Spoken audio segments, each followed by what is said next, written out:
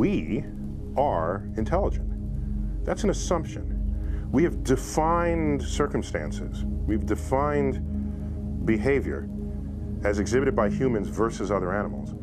We've defined that to be intelligent, but would some other species make the same assessment? I think about this often. We have not successfully communicated in any meaningful way with any other species on Earth. A few hand gestures maybe, that's it. We haven't exchanged any kind of meaningful thoughts. Even species that are genetically similar to us, such as chimpanzees. So now let's go to some other planet, some other life form, and the audacity for us to even suggest that we would be able to communicate with it, when there's no DNA in common at all. We can't communicate with other life with common DNA. Go to another planet and say, well, we're intelligent solely so we can communicate with each other? No, that's hubristic to presume that we are the measure of the capacity to communicate. What I've noticed over the decades that I've paid attention to this, the other animals in the animal kingdom, whenever we presume some level of intelligence for them, further research shows that they're smarter than we ever thought, or cleverer than we ever gave them credit for being.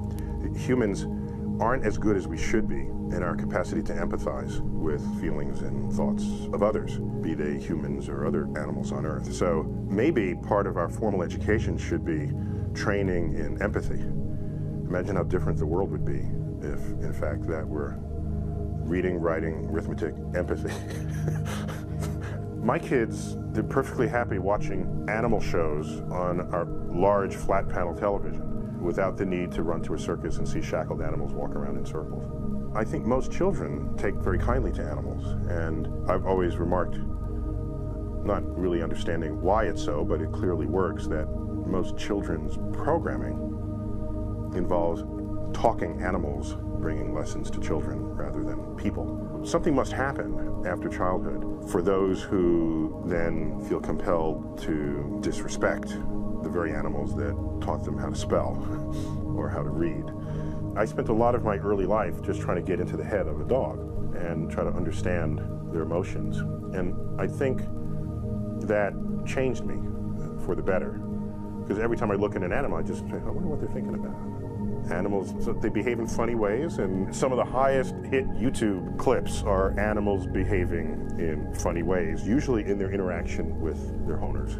I think that kind of exposure to the animal kingdom is a good thing, and people who separate themselves from that experience, that can't be good.